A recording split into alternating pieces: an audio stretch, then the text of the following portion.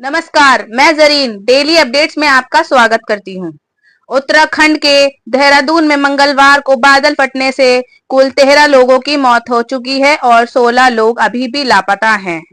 बताए जा रहे हैं दोपहर को विकास नगर में टॉस नदी में पानी का बहाव अचानक तेज होने से मजदूरों से भरी एक ट्रैक्टर ट्रॉली नदी में बह गई है। इस हादसे में 8 लोगों की मौत हो गई है और 4 लोग अभी भी लापता हैं। मालदेवता में सोंग नदी में 5 लोग बह गए हैं, जिसमें से 4 के शव मिल गए हैं जबकि एक लापता है। कालसी में भी एक व्यक्ति की मौत हुई है। तमसा नदी के किनारे बने तपकेश्वर महादेव मंदिर में पानी भर गया। यहाँ मौजूद दुकानें बह गई हैं और 2 लोग भी लापता हैं। और देहरादून से मसूरी जाने वाला रास्ता बिल्कुल टूट चुका है, तबाह हो चुका है। उत्तराखंड में जो बारिश का कहर आया है, मालदेवता ब्रिज टूट गया है। देहरादून और मसूरी के बीच में जो शिव मंदिर पड़ता है, उसके आगे जाने वाला रास्ता पूरी तरह से टूट गया है। सरल शब्दों में बताती हूँ, जो भारत का high profile hill station Mussoorie, उससे देश का संपर्क देहरादून के संपर्क से टूट चुका है। इस तरह की खबरें आ रही हैं, तबाही का मंजर है। देहरादून और मसूरी के बीच में जो हालात हैं, ऐसा कभी नहीं हुआ है कि देहरादून और मसूरी का संपर्क टूट चुका हो। पुलिस चेतावनी दे रही है। एक तरह से देखा जा सकता है, सिर्फ उत्तराखंड, हिमाचल, पंजाब, सभी जगह ये तबाही बदस्तूर बनी हुई है। हाहाकार मचा हुआ है और इससे अब तक कोई राहत नहीं मिली है किसी को भी। वक्त गुजर रहा है लेकिन बारिश रुकने का नाम नहीं ले रही है। प्रकृति के रौद्र रूप के आगे आखिर किसका बस चला है। मैं उम्मीद करती हूँ कि जो बाढ़ का ये विकराल रूप आया है, पानी का ये जो विकराल रूप है, इससे उत्तराखंड, हिमाचल और पंजाब की जनता को राहत मिलेगी। ऊपर वाले से मेरी यही दुआ है। मैं आप लोगों से ये कहना चाहती हूँ कि आप लोग अभी इस दौर के टाइम पहाड़ों का रुख ना करें, क्योंकि हर जगह तबाही का मंजर है, तो आप पहाड़ों पे जाने से बचें।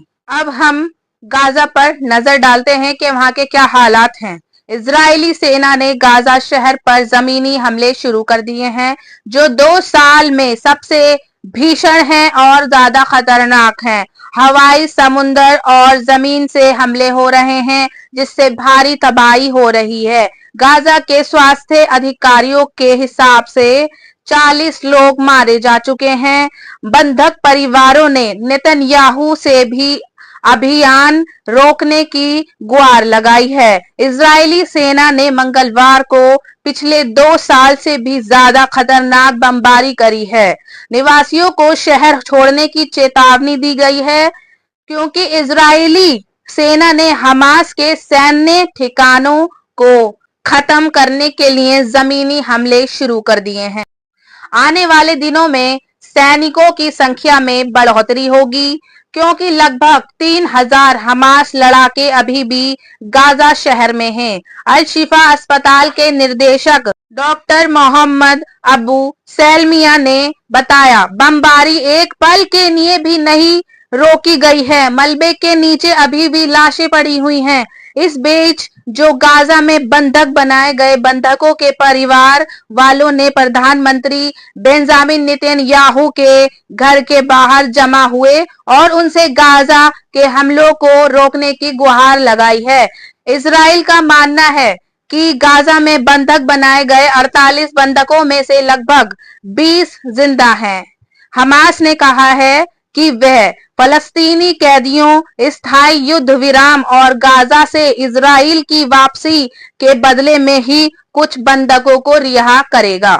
इजराइल के रक्षा मंत्री इजराइल कॉटेज ने एक्स पर पोस्ट किया है, गाजा जल रहा है, सैनिक बंधकों की रिहाई और हमास की हार के लिए बहादुरी से लड़ रहे हैं। जब तक मिशन पूरा नहीं हो जाता, हम ना तो झुकेंगे और ना ही पीछे हटेंगे। इस बीच एपी के अनुसार अमेरिकी विदेश मंत्री मार्को रूबियो ने कतर रवाना होने से पहले इजराइल में कहा कि गाजा शहर पर आक्रमण शुरू हो गया है। रूबियो ने कहा है कि हमें लगता है हमारे पास बहुत कम समय बचा हुआ है। हमारी प्राथमिकता है कि इसका समाधान बातचीत के माध्यम से हो। उन्होंने गाजा में सैन्य अभियान से संबंधित खतरों को भी स्वीकार किया है।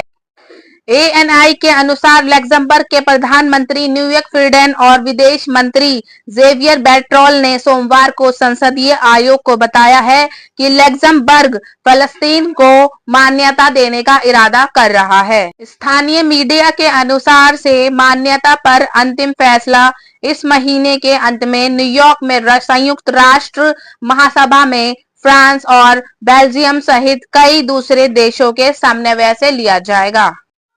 मैं आप सभी लोगों से ये पूछना चाहती हूँ कि ये सनकी नेतन्याहू का जुल्म बेगुनाह लोगों पर कब तक चलता रहेगा?